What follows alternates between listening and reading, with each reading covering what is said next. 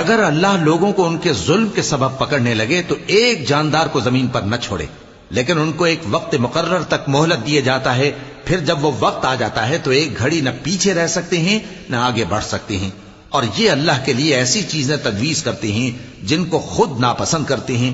اور زبان سے جھوٹ بکے جاتے ہیں کہ ان کو قیامت کے دن بھلائی یعنی نجات ہوگی۔ کچھ شک نہیں کہ ان کے لیے دوزخ کی آگ تیار ہے،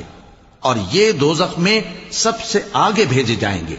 اللہ کی قسم، ہم نے تم سے پہلی امتوں کی طرف بھی پیغمبر بھیجے تو شیطان نے ان کے کرتوت ان کو آراستہ کر دکھائے، تو آج بھی وہی ان کا دوست ہے اور ان کے لیے عذاب علیم ہے۔ اور ہم نے جو تم پر کتاب نازل کی ہے تو اس لیے کہ جس بات میں ان لوگوں کو اختلاف ہے تم اس کا فیصلہ کر دو، اور یہ مومنوں کے لیے ہدایت اور رحمت ہے۔ اور اللہ ہی نے آسمان سے پانی برسایا، پھر اس سے زمین کو اس کے مرنے کے بعد زندہ کیا، بے شک اس میں سننے والوں کے لیے نشانی ہے۔